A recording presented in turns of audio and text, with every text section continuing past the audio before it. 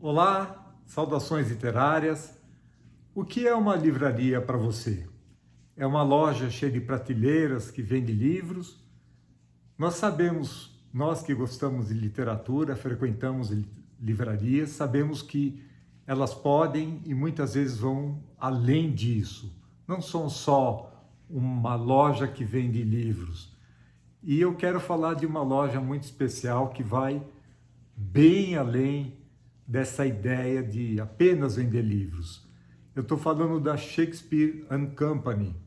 É uma livraria que fica em Paris e tem uma história fascinante. Ela foi originalmente fundada pela norte-americana Sylvia Beach em 1919 e ela se tornou um polo de encontro de escritores norte-americanos, ingleses que viviam na França em algum período, entre eles Ernest Hemingway e James Joyce, entre muitos outros, porque era uma livraria voltada à literatura em idioma inglês. Mas foi muito além disso, era um polo cultural, era um ponto de encontro, e ela tinha uma atividade literária, tanto que Sylvia bancou a publicação do Ulisses, do James Joyce, quando nenhuma outra editora queria bancar, ela bancou e o livro foi lançado em 1922, 3 anos depois da fundação da livraria. O que acontece? Quando houve a ocupação nazista da França, em algum momento, no mês de dezembro, um oficial nazista entrou na loja e exigiu que Sylvia vendesse o último exemplar que ela tinha do Finnegans Wake, também do James Joyce. E ela se recusou. E aquele nazista ficou revoltado e disse que voltaria, confiscaria tudo. Assim que ele saiu, o que a Sylvia fez? Pegou todos os livros e levou para o andar de cima do prédio, que ficava na rua Odeon. E quando o cara voltou, não havia mais nada na livraria, mas o fato é que Sylvia acabou passando 6 meses detida num campo de internação nazista, por conta. Bom, o que aconteceu? Depois que ela saiu, a livraria não foi reaberta, ela não quis mais trabalhar com livros, ela encerrou o negócio e essa é a primeira fase da Shakespeare & Company. Ali mais para frente, um outro norte-americano, George Whitman, ele tinha uma história curiosa de vida já, aos 27 anos, com $40 no bolso, ele saiu caminhando pelos Estados Unidos, México, América Central, que ele queria viver o que ele chamou de vida de vagabundo, que outros norte-americanos, como Jack London, foi uma experiência que outros viveram, até porque era o período da recessão nos Estados Unidos, desemprego, fome. E o que fez o George Whitman? Saiu para sua aventura e em algum momento adoeceu gravemente num lugar remoto, foi acolhido por uma tribo maia, tratado, curado, e isso impactou muito a maneira dele viver, dele pensar, dele encarar o mundo, a vida. O fato é que dali a algum tempo ele se viu em Paris, e motivado pelos amigos, pela vocação também dele, ele acabou fundando uma livraria, a qual ele deu o nome de Mistral. Mistral é um vento que sopra no sul da França. E tocou a livraria no mesmo espírito que a Sylvia tocava Shakespeare & Company. Se tornou um polo de encontro de escritores e eventos literários, muita gente ligada ao idioma inglês, mas não necessariamente. Era aberto a toda a pauta ligada à literatura. Só que ele foi além. o Jorge foi além desse espírito da Sílvia, marcado por aquilo que ele viveu ali na América Central. Ele fez o seguinte: pequenos bancos que havia ali na livraria, e isso é uma coisa comum da gente encontrar numa boa livraria acolhedora. A gente pode pegar um livro e ler um pouco, ver se vai comprar mesmo. Ele transformou aquilo em camas bem simplórias. E lá ele acolhia pessoas que estavam em dificuldade financeira, que tinham o ideal de um dia escrever um livro, artistas desempregados. Eles dormiam ali na livraria durante a noite e tinham alguns compromissos. Para se candidatar, tinha que apresentar uma biografia de punho próprio aí de uma página, assim, dizer o que ele era na vida, o que ele tinha feito, o que ele queria. Ele tinha que ajudar, óbvio, ele ou ela, né? Eram homens e mulheres. Tinha que ajudar um pouco na livraria, na limpeza, na manutenção. E por fim, havia o compromisso de ler um livro por dia, né? Então iam lá candidatos a escritor, poetas, uma situação efervescente. Fala-se que 40.000 pessoas passaram por essa livraria, que à noite era um dormitório de candidatos a artistas, candidatas a poeta, e isso ao longo de todo o tempo, né? Bom, o George Whitman dizia que a livraria era uma utopia socialista disfarçada de livraria, que ele tinha uma vocação muito socialista mesmo, de compartilhar, de dividir.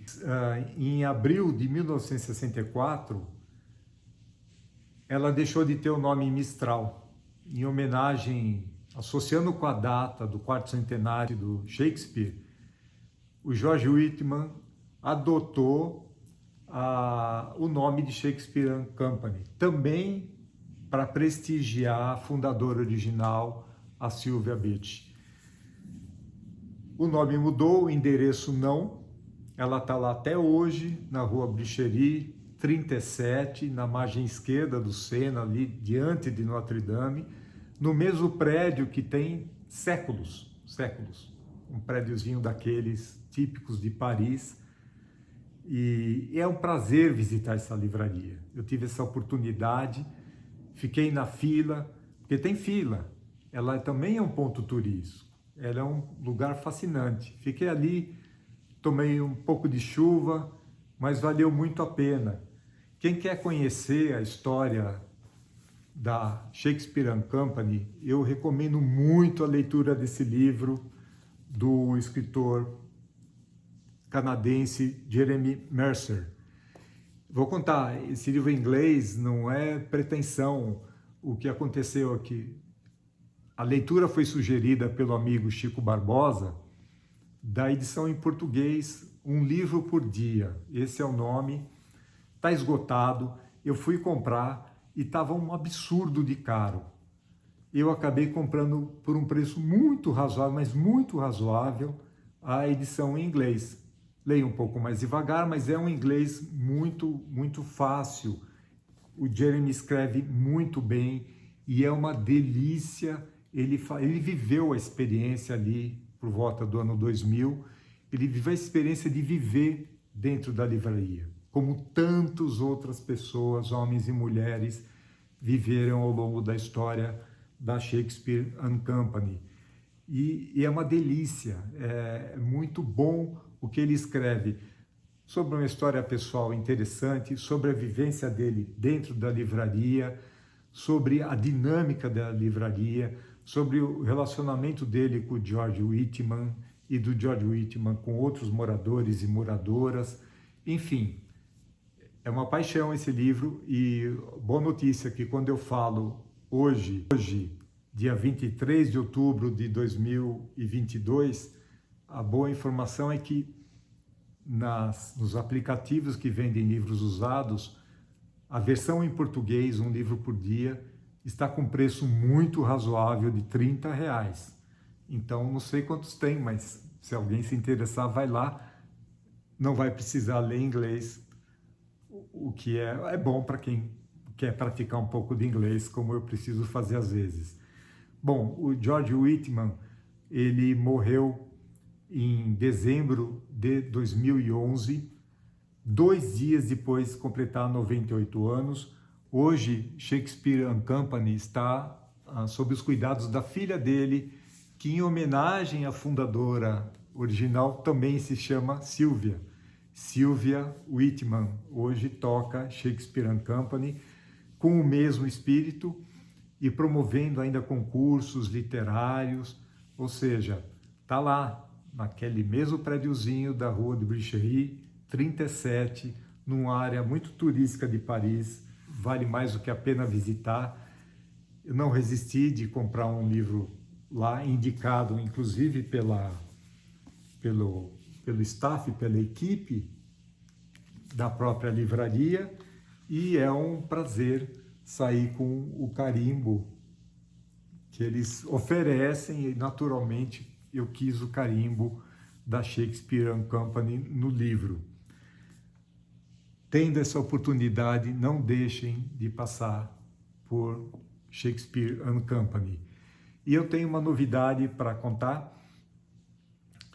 Muito em breve, nós vamos aqui no Bicho de Prata começar uma parceria com o HQ Além dos Balões, que é um canal no Instagram, no YouTube, sobre quadrinhos, mas não quadrinhos apenas como entretenimento, mas como uma versão artística, até literária, muito válida.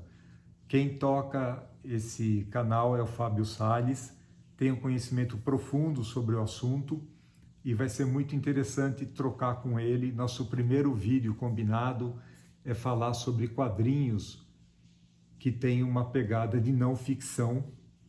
Esse aqui, uma recomendação do Fábio, eu também recomendei um para ele, é sobre esses dois que a gente vai conversar. Os Ignorantes faz referência a duas pessoas que passam a cuidar de uma vinícola sem experiência e, segundo o Fábio, uma leitura muito interessante que eu vou apreciar para poder trocar com ele também a recomendação que eu fiz a ele. Muito em breve a gente vai para o ar. Enquanto isso, sugiro, inscrevam-se no canal no Instagram, no YouTube, HQ Além dos Balões. Tem um material muito rico produzido pelo Fábio e, claro, se inscrevam também e acompanhem o Bicho de Prata em todos os canais, e lembrando que agora a gente também está no formato podcast, para quem quer ouvir no carro sem desviar a atenção, sem ter a imagem, só o som, está lá todo o conteúdo, no Spotify, no Google Podcast, no Apple Podcast e também na Amazon Music. Por hoje é isso, até a próxima.